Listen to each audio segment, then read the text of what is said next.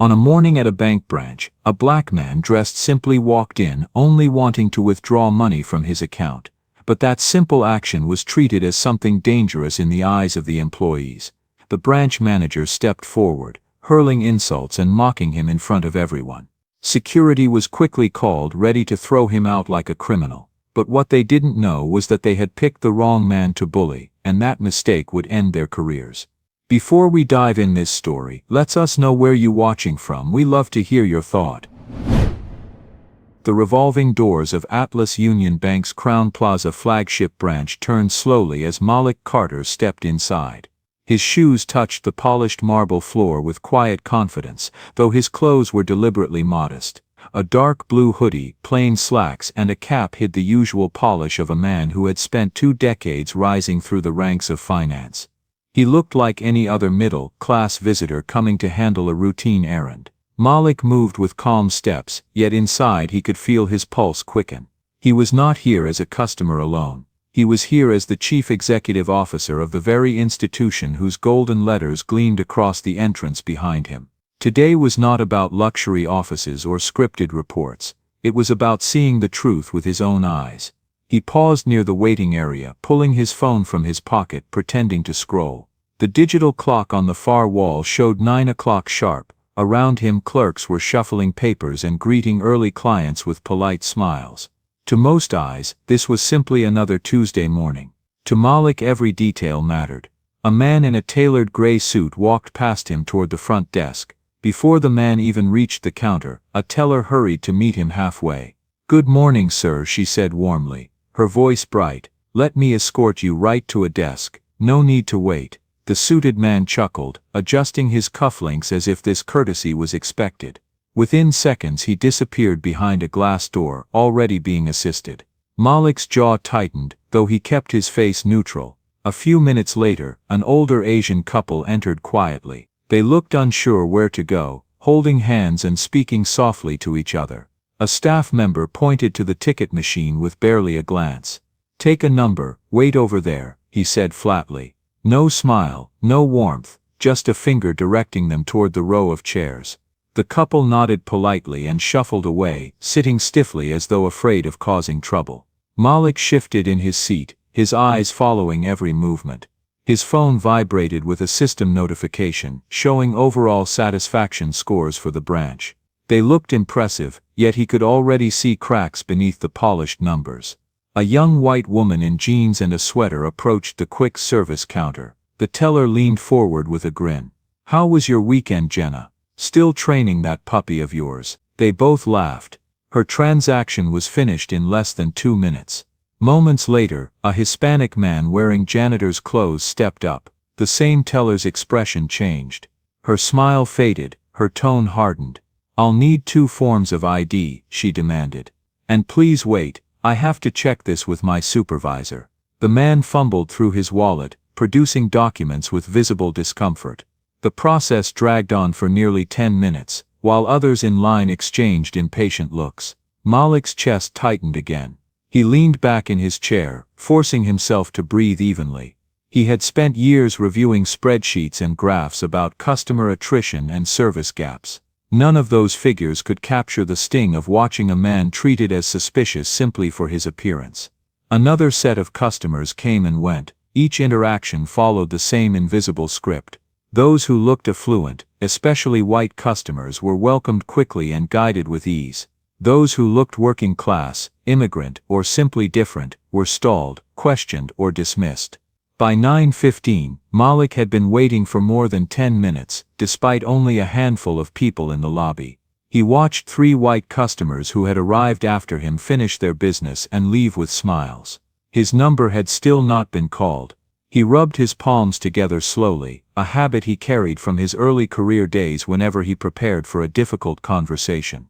His heartbeat drummed against his ribs, not from fear but from the heavy knowledge of what he was witnessing. He thought about the slogan carved into the wall above the teller counters: trust, respect, equity. The words shone in gold paint, mocking the reality unfolding beneath them. When his number finally flashed on the small overhead screen, Malik rose from his chair. He walked toward the counter with steady steps, placing his phone back into his pocket. His expression was calm, his posture tall. To anyone watching, he was just another man approaching to withdraw money. To himself, he knew this moment was the beginning of something larger. He stopped at the window where a young teller named Sophie stood. Her smile had been bright with previous customers, but as her eyes landed on him, the corners of her mouth faltered. She straightened awkwardly, as though bracing for inconvenience. Malik greeted her politely, his voice measured. "Good morning. I'd like to make a withdrawal, please." As he placed his identification and account card on the counter, he could already sense the shift in atmosphere. Sophie glanced at the documents, then back at him, her hesitation obvious. Behind her, another employee leaned slightly closer, watching. Malik inhaled slowly, centering himself. He had trained for this moment without even realizing it, through years of keeping calm in boardrooms where his presence was doubted. The difference now was that here, in this branch, the people doubting him had no idea he was their leader.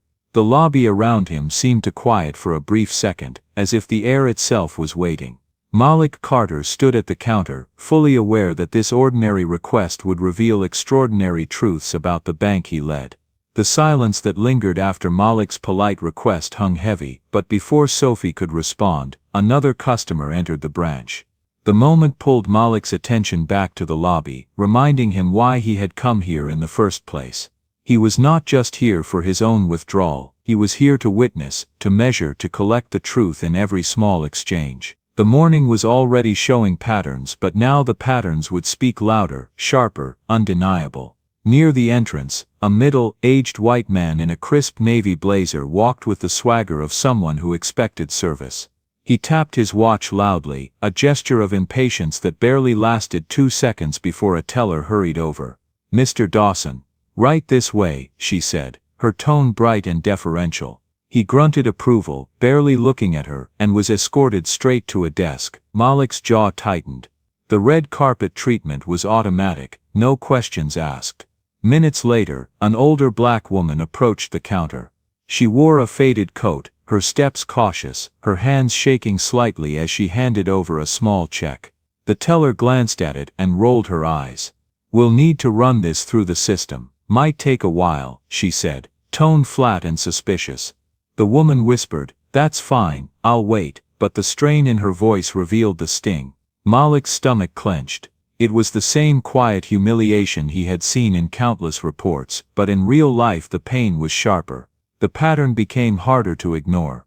A young white college student bounced up to the quick counter with earbuds still hanging from her neck. The teller leaned forward, smiling wide. "Hey, you got your ID? Don't even worry, this'll take a second." They laughed about weekend parties while the transaction wrapped up in minutes. Directly after, a Latino man in work boots stepped forward with a similar request. The teller's smile collapsed. "Where exactly did you get this check?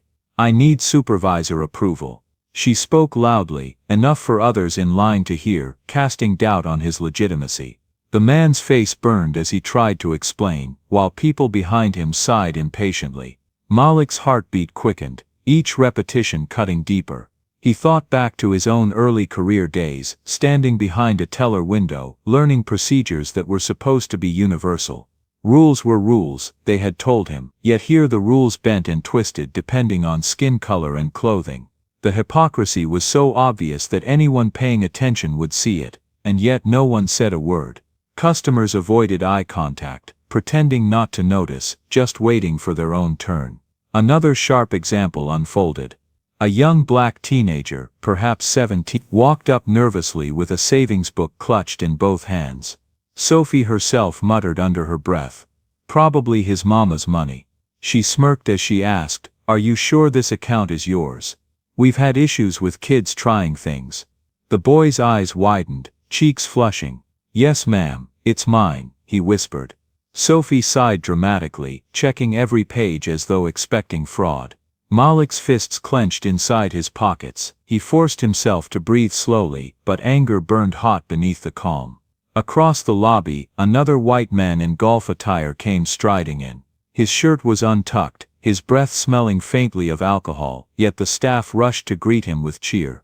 "Morning, Mr. Patterson. Right this way." No one asked for multiple IDs. No one questioned his legitimacy. He was led past the line directly to a loan officer's desk. The contrast could not have been clearer. The steady rhythm of injustice wore on. Every interaction revealed the same script: friendly voices for those who fit a certain look, cold suspicion for those who did not. Malik felt each one like a jab against his ribs. This was not isolated. This was systemic. He shifted his weight, his mind cataloging every detail: the words, the expressions, the body language. His phone buzzed again with a system update, another glowing satisfaction score. The disconnect was almost unbearable. Numbers could be manipulated, surveys could be incomplete, but what he was seeing could not be denied. As if to hammer the point further, an elderly Asian man walked slowly toward the counter, leaning on a cane. He held out a deposit envelope with both hands. The teller looked at it, then back at him, and spoke sharply. "Sir, you filled this wrong. Do it again." Her voice carried impatience, no trace of kindness. The old man bowed slightly, muttered an apology, and shuffled away to a chair to redo it. A woman waiting nearby whispered to her friend, "He probably doesn't even understand English." They both chuckled. Malik felt bile rise in his throat. Then came the cruelest moment yet. A young black mother with a baby carrier tried to cash a modest check. Sophie leaned over the counter, voice dripping with disdain. "You sure you didn't get this from some scam? These people always try little tricks." The mother froze, her face pale with shame. She stammered, "It's my paycheck." From the diner. Sophie shrugged, loud enough for those behind her to hear. "Well, don't get upset if it takes a while. We have to protect real customers." The word real cut through the lobby like glass. Malik's heartbeat hammered harder, but he stayed rooted, memorizing every syllable. By the time Sophie turned back to him, Malik had seen enough to know the truth. It was no coincidence. It was not bad training. It was culture, plain and simple, and it was poison. His turn was finally approaching, but the morning had already spoken. Every small cut, every dismissive glance, every sneer had drawn blood. Malik Carter's calm expression did not reveal the fury beneath, but he knew this: the story of this branch was no longer hidden.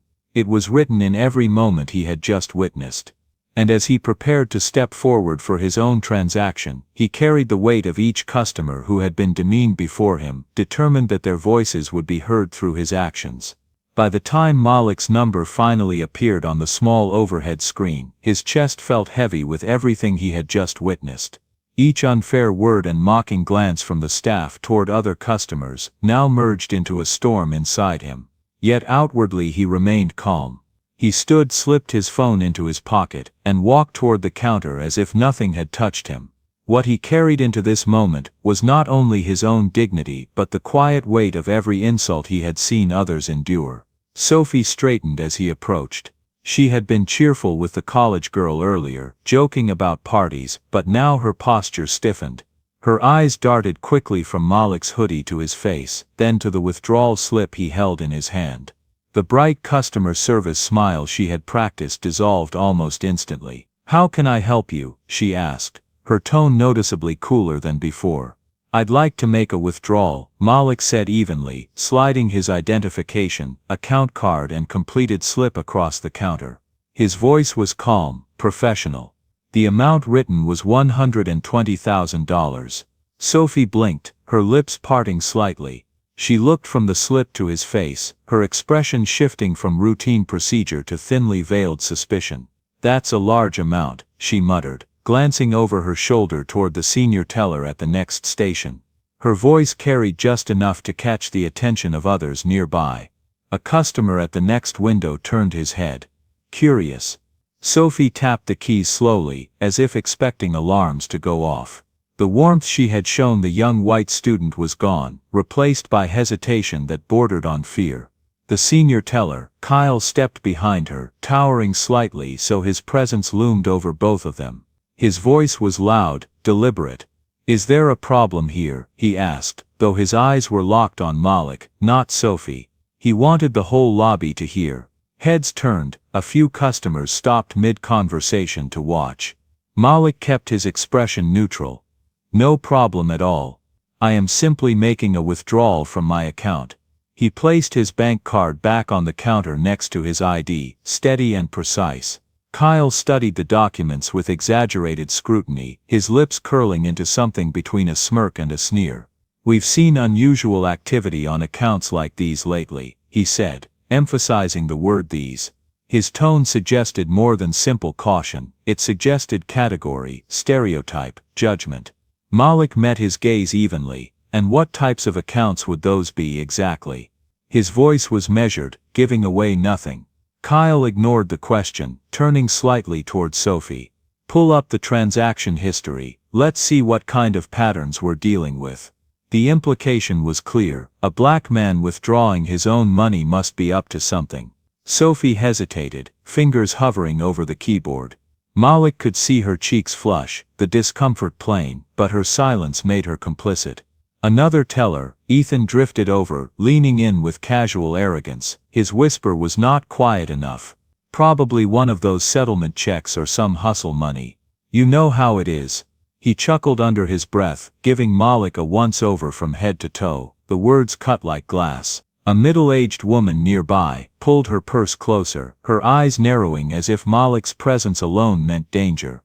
Malik straightened his shoulders, his voice steady. "I have provided identification and account verification. This withdrawal is well within my daily limit. I would like to complete my transaction now."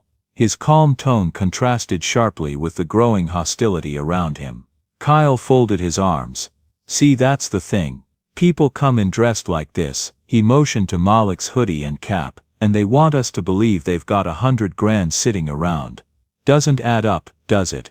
His words were loud enough for the lobby to hear. A few customers shook their heads, some smirked, others looked away, pretending not to notice. Sophie chewed her lip, her voice wavering. "Sir, can you tell us why you're withdrawing this much cash?"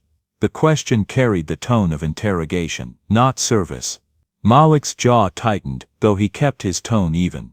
"Because it is my account, and this is my money." Ethan laughed softly, shaking his head. "Come on, man, guys like you don't walk in here with clean money. You either hit some lawsuit, some quick scam, or you're trying to wash it. That's how it works." His voice dripped with mockery. The phrase "guys like you" hung in the air, unmistakable in its meaning. Malik felt the weight of every eye in the room. He looked briefly at the surveillance camera above, recording every sneer, every word. His pulse thudded, but his breathing remained steady. Years of boardroom battles had trained him for this. He would not give them the satisfaction of seeing anger or despair. A white man in line muttered to his companion, just loud enough to carry, "What's a dude like that even doing with 6 figures? No way it's legit." Laughter rippled softly through a corner of the lobby. Malik heard every note, but he stood tall, refusing to shrink. Kyle leaned closer across the counter, lowering his voice but not enough to be private. "Look, man, I don't know what game you're running, but if you think we're handing over that kind of cash to you, you're in the wrong place." His eyes narrowed with open contempt. "We protect this bank from fraud. You understand?" Malik met his gaze, calm but firm. "I understand the need for security. But I have followed every requirement. What I expect in return is the same service given to any other customer." His words were measured, deliberate. He gave them no excuse to label him angry or threatening. The lobby's atmosphere had shifted entirely. Where there had been idle chatter minutes ago, now there was tense silence broken only by the hum of machines. Customers leaned subtly forward, watching the scene unfold like a spectacle. Every word was now theater, every glance an unspoken verdict. Sophie's fingers trembled slightly as she tapped at the keyboard, stalling for time. Ethan crossed his arms with a smug grin, whispering to Kyle, "Bet he can't even prove it's his. Probably borrowed that ID from a cousin." They both chuckled quietly, the sound carrying just enough to sting. Malik drew a slow breath, holding his composure. He had not raised his voice, had not moved aggressively, yet already he had been framed as suspicious, as dangerous, as other. His simple request to withdraw his own money had turned into a public trial, with the jury made up of clerks and onlookers ready to assume guilt. And as Sophie looked up from her screen, uncertainty in her eyes, Malik knew the battle was only beginning. The mask of politeness had dropped, and the prejudice beneath was now plain. The storm he had come to witness was turning directly on him, and he stood ready to face it. The tension at the counter had already grown thick when another voice sliced through the air, sharp and commanding. "What's the issue here?" The staff instantly shifted their posture, like soldiers when a superior walks in. Malik turned his head and saw her, Victoria Haynes, the branch manager of Crown Plaza, striding toward him with the confidence of someone who had ruled her territory unchecked for years. Victoria wore a tailored suit, her heels clicking against the marble floor with authority. Her eyes swept over the lobby, taking in the stalled customers, the watchful gazes, the cluster of employees at Malik's window. Yet she did not look at Malik as a person. She looked at him as a problem. Her voice softened into a smile that did not reach her eyes. "Sir, I understand there's some confusion about your withdrawal request." Malik kept his tone steady. "There's no confusion on my end. I've requested a withdrawal from my own account. Identification has been provided." His words were simple, measured, professional. Victoria tilted her head, lips curling into a patronizing grin. "Well, 120,000 is a significant sum. You'll understand if we need to be cautious. Not everyone who walks in here is the kind of customer we're equipped to serve." Her tone dripped with superiority, the words coated in sugar but carrying poison underneath. Kyle and Ethan smirked behind her, emboldened now that their boss had taken the stage. Sophie shifted uncomfortably, her hands twisting papers that didn't need fixing. Victoria leaned closer, lowering her voice just enough to sound intimate but loud enough for others nearby to hear. "I have to ask, what exactly do you need that kind of cash for? You're not planning anything unusual, are you?" The implication was obvious, and several customers nearby exchanged knowing looks. Malik's chest tightened, but his expression stayed calm. "The purpose of my withdrawal is not relevant, it is my account. My funds." He spoke each word like a stone placed firmly on the ground. Victoria's eyes narrowed slightly, irritation breaking through her practiced mask. "See, here's the thing," she said, voice sharper now. "We have high-value clients who move money like this all the time.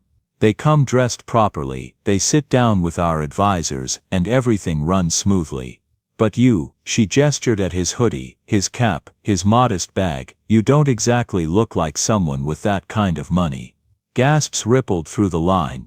One woman muttered, "She's right though." A man behind her chuckled.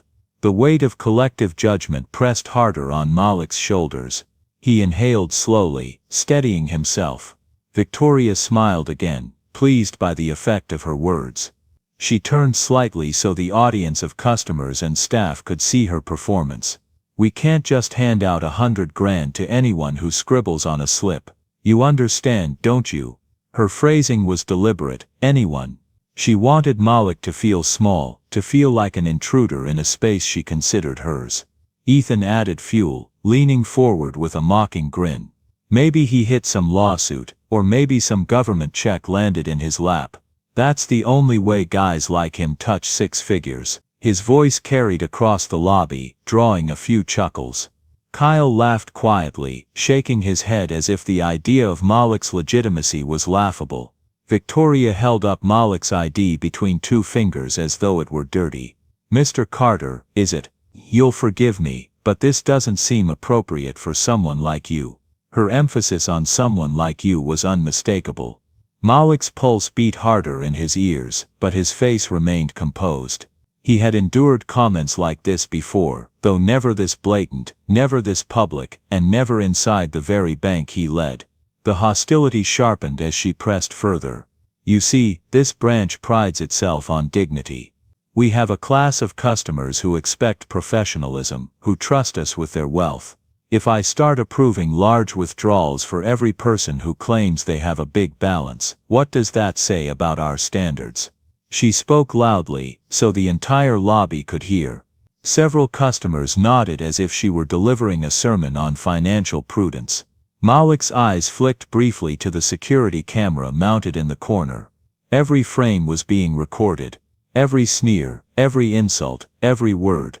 He met Victoria's stare again. "I have complied with every policy. I expect my transaction to be processed." His voice was calm, but the steel beneath it was undeniable. Victoria tilted her head, smirking. "You're very composed, I'll give you that. But composure doesn't prove legitimacy. Let's be real, you walk in here dressed like that, asking for 6 figures in cash. People talk, they assume things. Maybe you came into money from a settlement. Maybe you got lucky. Maybe," she let the word hang, her smile twisting cruelly, "you found another way." The insinuation was raw, ugly, impossible to miss. A young mother nearby pulled her child closer, whispering something in the child's ear as if to teach suspicion. Ethan snickered openly now, turning to Kyle. "Maybe he's got a side hustle they don't want to print on the news." They both laughed, feeding off Victoria's contempt. Sophie looked down, her knuckles white as she gripped the edge of the counter, but she stayed silent. Malik breathed slowly through his nose, his jaw set. He would not give them the explosion they seemed to crave. Victoria leaned in one final time, her perfume sharp in the air. "If you want quick cash, there's a check cashing place down the street. They deal with your type. You'll probably get 1,000 or 2 there. But here, this isn't that kind of bank." Her voice was low, but the silence in the lobby carried it everywhere. The words landed like a slap across his face. The room froze. Customers shifted uncomfortably, some staring at Malik with open distrust, others looking away in awkward silence. The hypocrisy was complete. Men in suits escorted with smiles, while Malik, a black man in modest clothes, was treated as a criminal for daring to withdraw his own funds. He felt the weight of every insult that had been thrown his way in life pressing into this single moment. Yet he stood tall, refusing to bow. The lobby seemed to hold its breath. Kyle crossed his arms, Ethan leaned back with smug satisfaction, and Victoria folded Malik's withdrawal slip neatly before sliding it back across the counter, as though closing a case file. "I'm sorry," she said, her tone dripping with sarcasm, "but this branch cannot process this request, not today. Not for you." The lobby was already heavy with tension after Victoria slid the withdrawal slip back across the counter, but the storm was only beginning. Malik stood tall, his ID and card still in plain view, while Victoria folded her arms with smug satisfaction.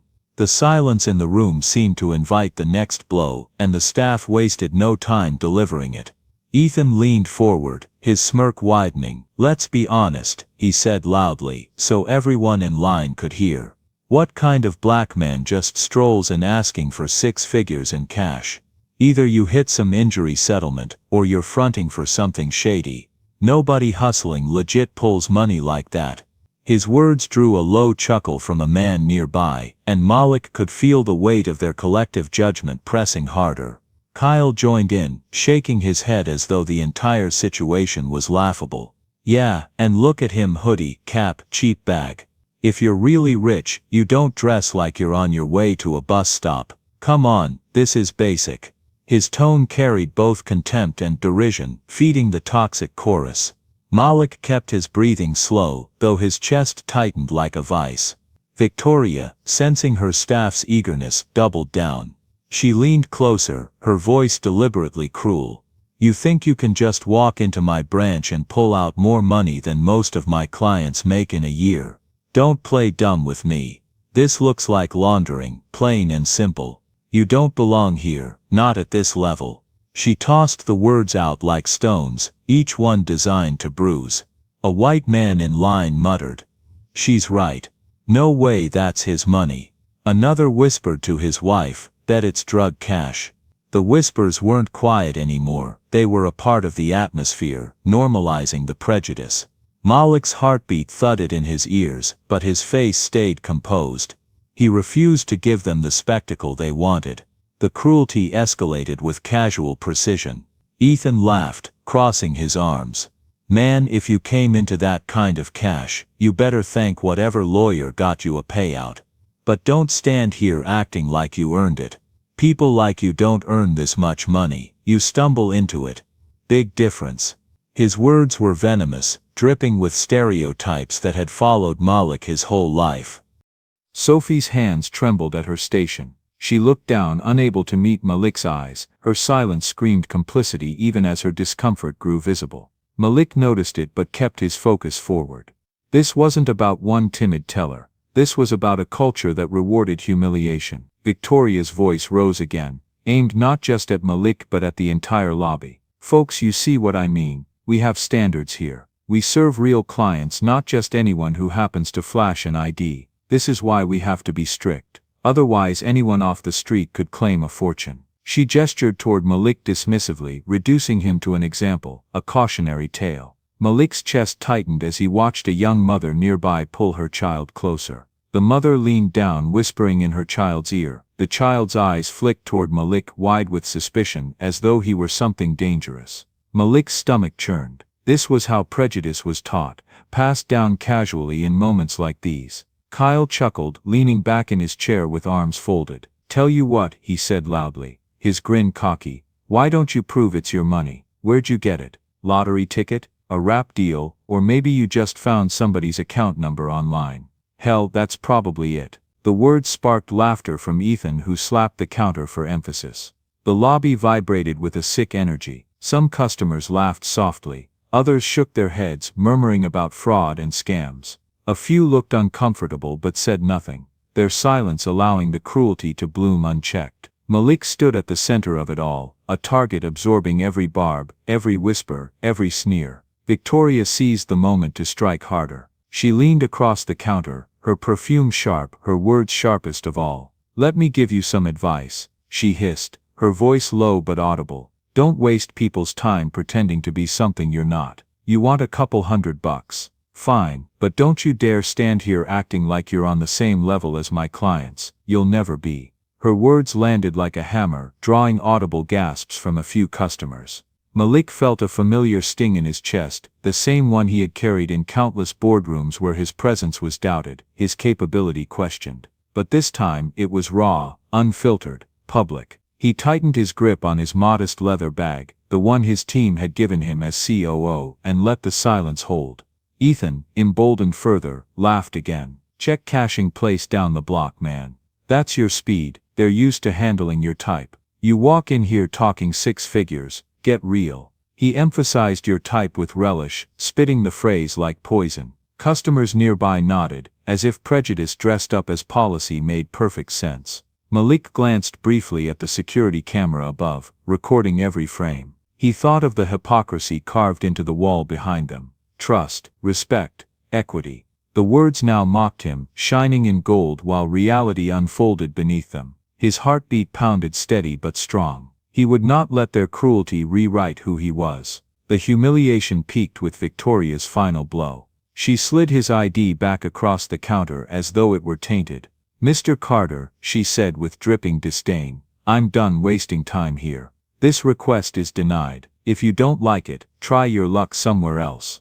But don't ever walk into this branch again expecting us to treat you like one of our high-class clients. That's not going to happen." The silence afterward was suffocating. The staff behind her exchanged smug looks, satisfied with their dominance. Customers stared openly, some with contempt, others with morbid curiosity. Malik stood perfectly still, his dignity intact though every fiber of his being burned with the injustice of it all. He had been reduced, mocked, accused and dismissed, all for daring to claim his own money. And yet, even at the height of humiliation, he did not bend. He breathed slowly, his eyes steady, his voice unshaken.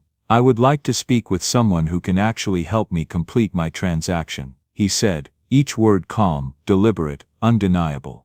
The storm swirled around him, but Malik Carter stood tall at its center, refusing to break. The lobby still vibrated with the sting of Victoria's final dismissal when Malik reached calmly into his bag. He pulled out his phone and, without a word to those sneering in front of him, stepped slightly away from the counter while staying in clear view of everyone. The murmurs rose immediately, the staff exchanging glances, customers leaning forward. They thought he was retreating. In reality, Malik was taking the most decisive step yet. He dialed with steady fingers, his voice crisp when the line connected. "Nadia, this is Malik Carter. I'm at the Crown Plaza branch. I need you here immediately." His words carried professional authority, yet the staff around him only heard what they wanted to hear. Ethan snorted with laughter, mocking the posture. He puffed out his chest, imitating Malik. "This is Malik Carter, send backup." Kyle cackled, clutching his sides. Their cruelty had turned into performance, a show for the whole lobby. Victoria narrowed her eyes, folding her arms. "Oh please," she said loudly, dripping with sarcasm. "You calling your cousin to come cuss us out, maybe your buddy from down the block. Newsflash, name-dropping doesn't work here. This is a bank, not some street corner." Her words drew laughter from a few customers, emboldening her further.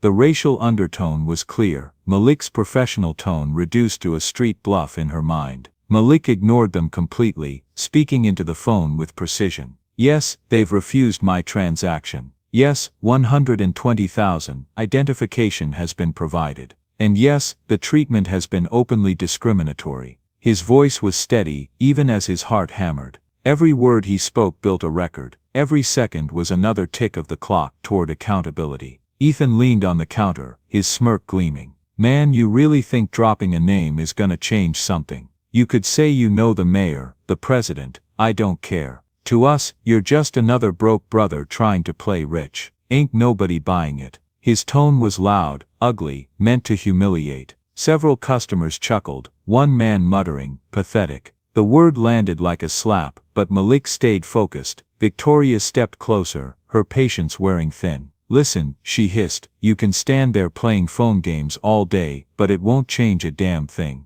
This branch runs on my authority, and I say your request is denied. If you don't leave now, I'll have security drag you out. Don't test me." Her voice was sharp, cutting through the lobby. Sophie flinched at the venom, but remained silent, her eyes fixed on the counter. While the insults rained down in the lobby, the scene inside Atlas Union Bank's headquarters was dramatically different. On the 28th floor, the operations suite lit up with alerts. Nadia Brooks, chief of operations, had already stood from her desk, her assistant scrambling beside her. "Get me every complaint filed against Crown Plaza in the past year. All of them formal and informal," she ordered, her voice clipped with urgency. Security officers patched live feeds from the branch into the executive boardroom. The large monitors filled with multiple angles, Malik standing calmly at the counter, the staff sneering, Victoria's posture dripping with arrogance. The audio clicked on just in time to catch Ethan's sneer. "Just another broke brother trying to play rich." Gasps filled the boardroom. Board chairman Robert Lang leaned forward, his silver hair catching the light of the monitors. "That's him," he said, his voice tight. "That's our CEO." The words hung heavy in the air. The room went silent, except for the hiss of audio from the live feed. Directors stared at the screen, watching their leader treated like a criminal by his own employees. Back in the branch, Malik's call continued. He kept his voice calm, though inside his chest his pulse pounded like a drum. "Yes, I'll remain here. They're escalating. They've threatened to call security. I want everything documented." He spoke with the authority of a man who knew that patience was stronger than rage. Every word was both testimony and trap for those who mocked him. Kyle rolled his eyes, muttering loudly to Ethan. "Man, he's stalling. He knows he ain't getting that money. Probably praying his girlfriend comes running to save him." Ethan snickered, shaking his head. "Nah, he's hoping some lawyer shows up. Classic scam move, act calm, drop some names, then cry racism when you get caught." The ugliness was unfiltered now, their bias on full display for the cameras above. Victoria slammed her hand lightly on the counter, her voice sharp. "Enough of this nonsense. You've had your fun. End the call and leave my branch. I've got real customers to serve." She gestured toward the line, where a few white men in suits stood watching, arms crossed, nodding at her authority. Malik turned slightly away, refusing to dignify her demand with a response. At headquarters, Nadia's heels clicked rapidly across marble floors as she rushed toward the executive elevator.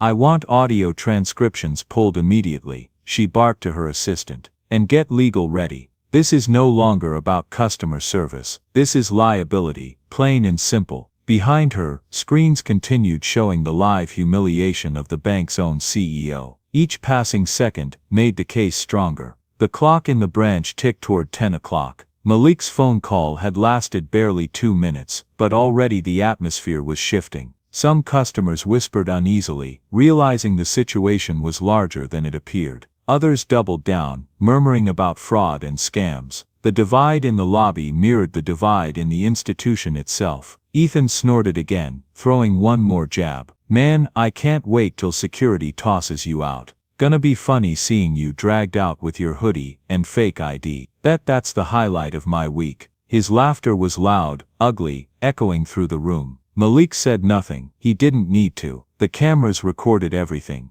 In the boardroom, the directors leaned forward as the live feed showed Malik's composure against the staff's cruelty. "Record every second," Robert Lang ordered the security chief. "Every damn second." The man nodded, fingers flying across the keyboard. Nadia stepped into the elevator, the doors sliding shut with a metallic thud. She would be on the ground in minutes. Back in the lobby, Victoria's patience cracked further. "Last warning," she snapped, her face flushed. "End the call and leave. You don't belong here, and the more you push this, the worse it'll get for you. Don't think flashing some name on the phone makes you special." She sneered, her voice dripping with disdain. "You'll never be on the same level as the people we serve." Malik ended the call deliberately, slipping the phone back into his bag. He stood perfectly straight, eyes calm, voice measured. "I'll wait," he said simply. His refusal to bend filled the silence with more power than shouting ever could. The lobby seemed to freeze, every person sensing that something bigger was unfolding.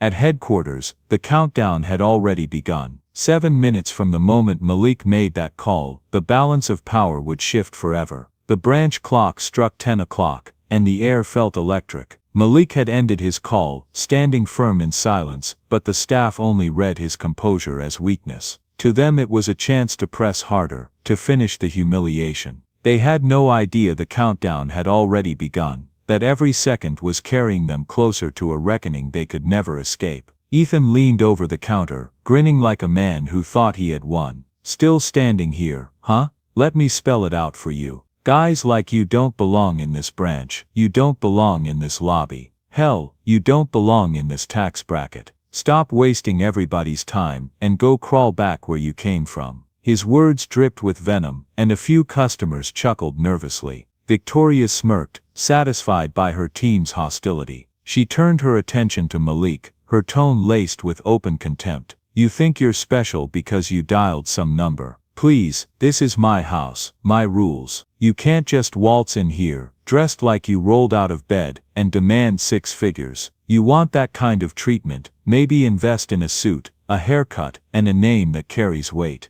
Until then, you're nothing but noise." Malik's eyes stayed steady, his breathing calm. He gave them no reaction, no crack to exploit. That composure, that quiet defiance, seemed to infuriate Victoria further. She stepped closer, her voice lowering into a sharp whisper but loud enough to be overheard. "You know what the real difference is? My clients are real. People like you, you're always pretending, always scamming, always reaching for something you'll never have. And I'm not about to let you pull that stunt here." The cruelty rang louder than the hum of the machines. A man in line muttered, "She's right, you can tell just by looking at him." Another nodded. The prejudice wasn't just from the staff, it was being echoed by the crowd, absorbed into the atmosphere. Malik felt the sting but refused to bend. Inside his heart hammered, but outwardly he was stone. Then the rhythm of heels cut through the air like a drumbeat of authority. The heavy glass doors of the Crown Plaza branch burst open, slamming against the wall with such force that the entire lobby froze. Heads snapped toward the entrance. Nadia Brooks stormed inside, her navy suit sharp, her stride carrying the fury of a woman who had seen enough. The staff smirks faltered instantly. "Stop this right now." Nadia's voice boomed, echoing across the marble floor. Her presence was commanding, undeniable. The staff who had moments ago laughed so freely suddenly looked like children caught misbehaving.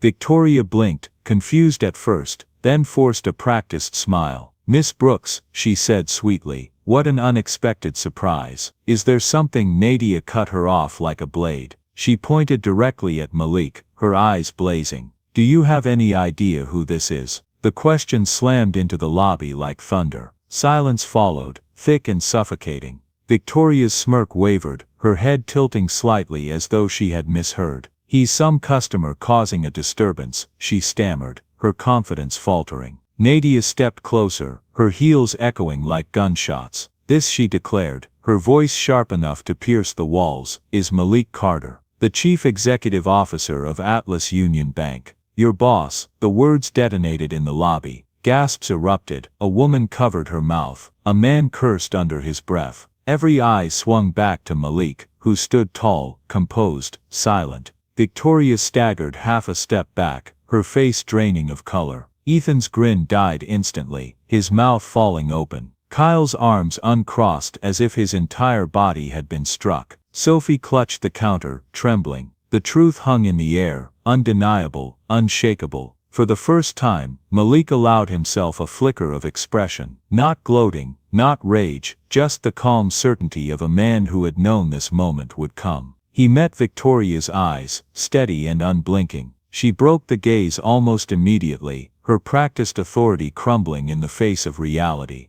The customers shifted, murmurs rising. He's the CEO, one man whispered. No way. Another shook his head, shame creeping across his features as the weight of what they had witnessed sank in. The hypocrisy was laid bare, the prejudice undeniable. Nadia turned to the staff, her tone sharp as steel. We've been watching, every second, every insult, every smirk. The cameras caught it all. Do you have any idea the damage you've just done to this institution? Her voice shook with controlled fury. Ethan swallowed hard, words fumbling.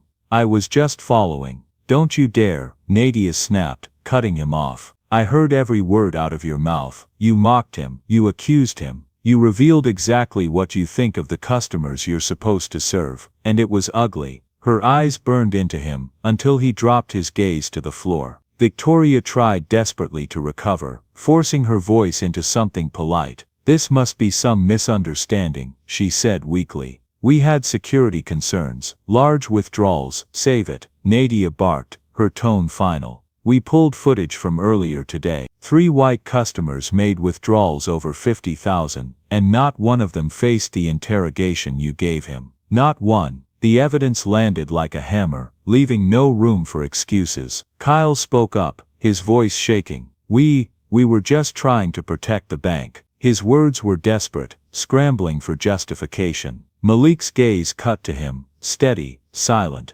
Nadia shook her head. Protect the bank. You just tried to humiliate the man who runs it. You protect nothing, you destroy trust. The room held its breath as the truth crystallized. Customers who had chuckled earlier now stared in horror, realizing the magnitude of what they had witnessed. Some whispered apologies under their breath, others looked away in shame. But the damage was already done, and it was irreversible.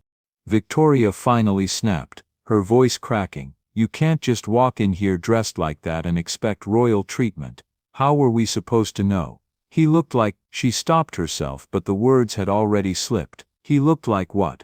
The silence that followed was worse than any outburst. Everyone knew exactly what she meant. Malik's eyes narrowed slightly, but his posture remained firm. The quiet strength in his presence was more powerful than shouting. He didn't need to answer her. She had already condemned herself. Nadia turned slowly, her expression one of controlled disgust. That's all we needed to hear. The staff stood frozen, their confidence shattered, their prejudice laid bare. The lobby, once a stage for their mockery, had transformed into a courtroom, and the verdict had already been delivered. Malik Carter was no longer just a customer at their mercy. He was their leader, their judge, and the embodiment of the values they had betrayed. The silence after Nadia's thunderous declaration still hung heavy in the lobby, but it was Malik who finally moved. He stepped forward, calm but firm, his eyes scanning the faces of the staff who had mocked him moments earlier. Every sneer, every insult, every word of contempt, they all played back in his mind, and now it was time to answer them.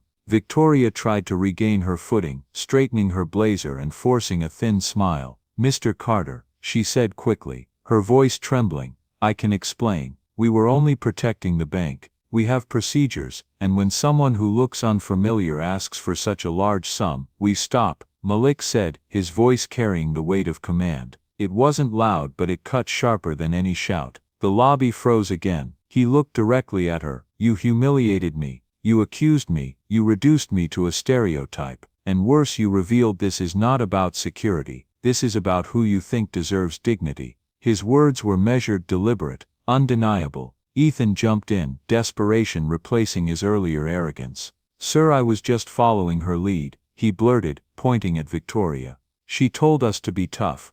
I didn't mean anything by it. I mean, come on, you can't expect us to believe a black man in a hoodie is pulling 6 figures. That's just—" He stopped himself too late. The words spilled into the air, ugly and raw. Gasps erupted from customers who now realized the rot was deeper than they thought. Kyle tried a different tactic, his voice oozing false professionalism. "Mr. Carter, you have to understand, we've had scams targeting this branch. Fraudsters, hustlers. You walk in dressed like—" He gestured vaguely at Malik's modest clothing, "and it raises alarms. We're not racists, we're just careful." His words rang hollow, dripping with excuse rather than truth. Malik's gaze locked on him, steady, cold. Victoria snapped, panic fraying her composure. "Don't act like we're the villains here," she barked, her face flushed. "You set us up, walking in here dressed like some lowlife, trying to test us. What did you expect? That we'd bow down and roll out the red carpet for someone who looks like you? No, we have standards." Her voice cracked as the lobby recoiled from her outburst. The words hung like poison in the air. A few customers gasped. One woman shook her head in disgust, whispering, "Unbelievable." Another muttered. She said it out loud. The prejudice that had been whispered, implied, smirked. It was now spoken plainly. Malik let the silence weigh on her, refusing to rush, letting every person in the lobby absorb her downfall. When he finally spoke, his voice was steady as steel. "Victoria Haynes, Ethan Ward, Kyle Turner, you are terminated, effective immediately." The words landed like a gavel strike. No dramatics, no shouting, just the finality of judgment. The lobby erupted in murmurs, customers stunned at the swiftness. The staff who had mocked him seconds earlier now looked as if the floor had vanished beneath their feet. Victoria's eyes widened in shock. "You can't do this," she shouted, her veneer shattered. "I've worked here 15 years. I've built this branch. You think you can just walk in here, dressed like that, and fire me in front of everybody?" Her voice shook with rage, but also with panic. Malik met her fury with calm resolve. "I can, and I have." Ethan's desperation turned to pleading. "Mr. Carter, please, I didn't mean it. It was just jokes, you know, locker room talk. We all say stuff. Don't ruin my career over a few words." His voice cracked, but Malik's face stayed impassive. "Your words revealed exactly who you are," Malik replied, "and there is no place for that here." Kyle tried to salvage his image, raising his hands as if to defend himself. "Sir, listen. We were cautious because we care about this institution. We thought you were trouble, but if we had known—" He stopped as Malik raised a hand, silencing him with a single gesture. "That's the problem. You treat dignity as optional. You hand respect only to those who look like your idea of wealth. That is not caution, that is discrimination." The crowd in the lobby was rapt. Customers who had earlier whispered prejudice now looked away, ashamed. Others nodded quietly, grateful that someone was finally calling it out. Malik's authority filled the space, not just as CEO but as the embodiment of the values etched on the wall: trust, respect, equity. Victoria's voice rose again, shrill and desperate. "This is insane. You're punishing us for doing our jobs. You want to make a spectacle. Fine, but remember we were protecting the bank from people like you." The words slipped out like venom, sealing her fate. Customers gasped again. Even Sophie looked horrified. Malik didn't flinch. "Thomas," he said, turning to the young security guard who had hovered uneasily nearby, "escort these former employees to collect their belongings and remove them from the premises." The guard, startled at being addressed by name, straightened immediately. "Yes, sir." His voice carried newfound resolve, as though the truth had given him clarity. Victoria scoffed, grabbing her purse. "This isn't over," she hissed. "You'll regret this. The board won't back you. You think they want a man like you at the top. You'll see how fast they replace you." The words were cruel, desperate, racially charged. But the lobby's silence crushed her bluster. She was no longer in control. Ethan muttered curses under his breath, his arrogance gone, replaced by bitterness.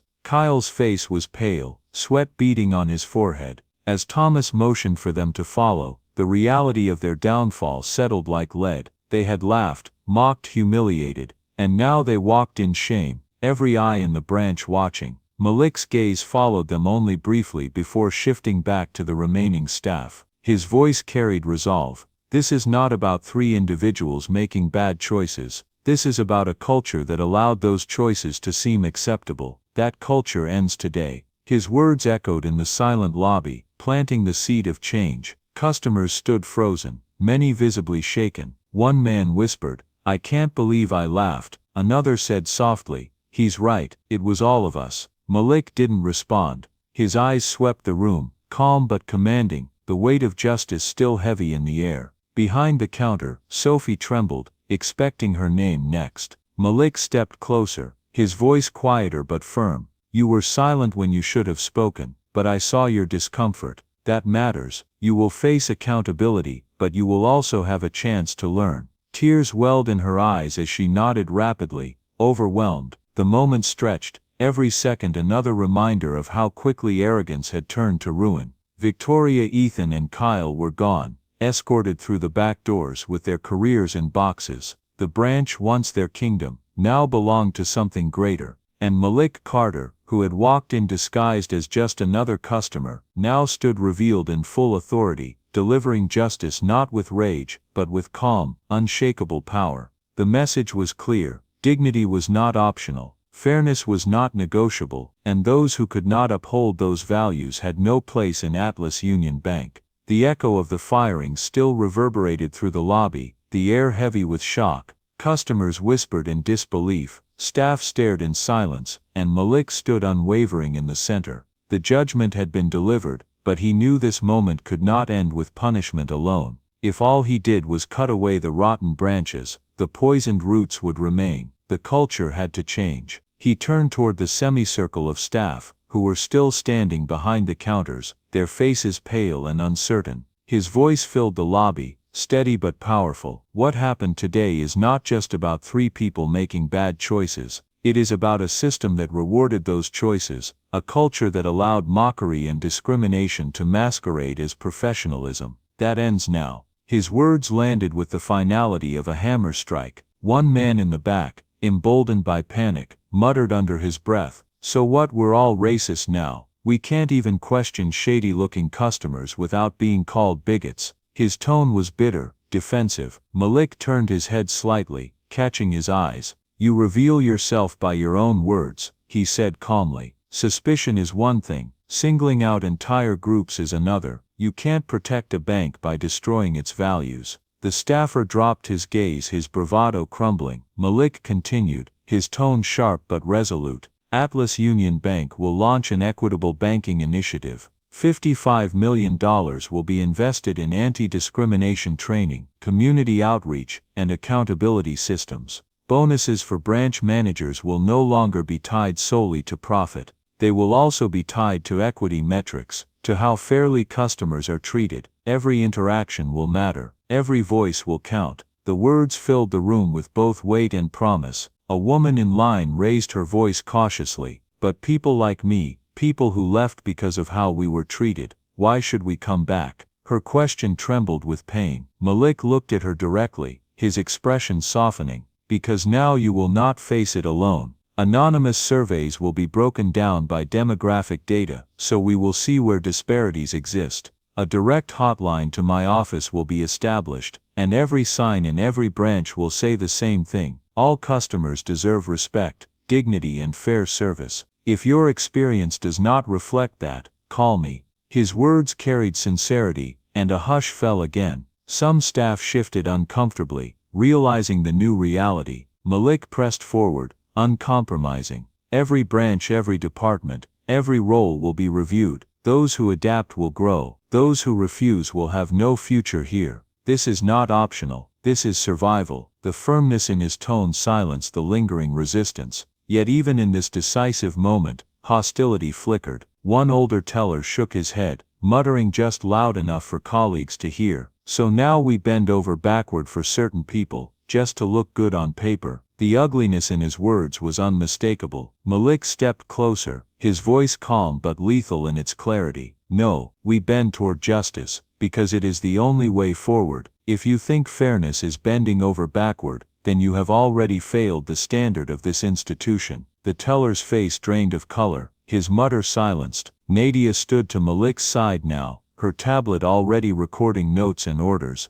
Effective today, she announced, branches will be audited monthly for equity compliance, leadership positions will be reassigned if necessary, no excuses will be accepted. Her words reinforced Malik's vision, ensuring no one mistook it for empty promises. The customers in the lobby, many of whom had been silent witnesses to the humiliation, now watched in awe. They had seen prejudice exposed and punished. Now they were seeing a leader take responsibility not just for himself, but for an entire institution. One elderly black man in a postal uniform nodded slowly, tears forming in his eyes. About time, he whispered. Malik let the moment settle before delivering his final words. This bank will no longer choose between profit and principle. We will uphold both, because when we fail to serve fairly, we don't just lose customers, we lose trust. And without trust we are nothing. His words carried across the marble lobby, leaving no doubt about the path ahead.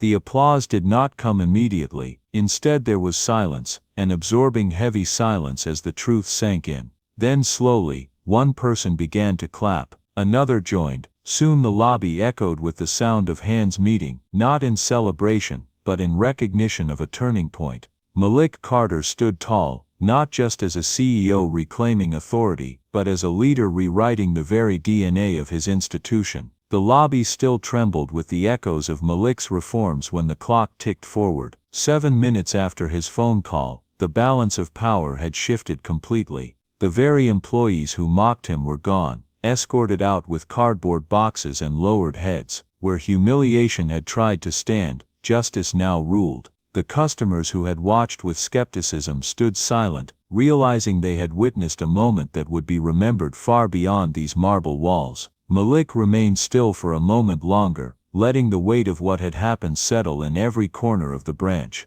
His calm had carried him through humiliation, and now that calm commanded respect. The staff who remained understood that this was no performance. The values engraved on the wall, trust, respect, equity, were no longer hollow words. They had been given teeth, and no one could ignore them again. Outside the glass doors, the city went about its usual rhythm, unaware that inside this building history had shifted. Customers slowly returned to their business, some visibly emotional. One woman who had laughed earlier now whispered an apology under her breath. An older man shook Malik's hand firmly before leaving. Even silence had changed tone. It no longer carried contempt but reverence. The branch that had once been a stage for open prejudice had been transformed into a classroom for accountability. Malik walked through the lobby with steady steps, his presence no longer just that of a customer. He was the leader of an institution reclaiming its soul. As he exited through the same revolving doors he had entered, the staff and customers knew they would never see this place the same way again. 6 months later, the transformation was no longer confined to one branch. The Equitable Banking Initiative had spread across the nation. Branch managers now measured success not only in dollars but in fairness. Training programs were rebuilt from the ground up, informed by civil rights advocates and real customers who had once been pushed aside. Anonymous surveys revealed truths the old leadership had ignored, and accountability followed. When Malik visited a suburban branch unannounced, he wore the same modest hoodie and cap. This time he was greeted at the door by a teller who smiled warmly and said, "Good morning, sir. How can we help you today?" There was no suspicion, no sneer. Service was equal, simple, respectful. Malik watched as a Hispanic landscaper, an Asian grandmother, and a white businessman were all treated with the same care. The culture was changing, and it was real. Inside that branch he noticed Sophie, now promoted to interim manager after her probation. Her voice was steady as she directed her team, her posture stronger than before. She spotted Malik and nodded, her eyes shining with determination. She was proof that even those who faltered could learn, grow, and lead differently. The ripple effect of that one morning in Crown Plaza was reaching far. As Malik left, he looked up at the sign posted near every counter. The words were bold, simple and clear. All customers deserve respect, dignity and fair service. If your experience does not reflect these values, call this number. Beneath it was his direct office line. The message was unmistakable. This was not just policy, it was personal. The revolving doors turned once again as Malik stepped outside, the city lights glinting on the glass. He breathed deeply, knowing the work was not finished but certain the path was set. The humiliation he had endured had been turned into a catalyst for reform, and the lesson was eternal. Respect is not a privilege, it is the standard. Join us to share meaningful stories by hitting the like and subscribe buttons. Don't forget to turn on the notification bell to start your day with profound lessons and heartfelt empathy.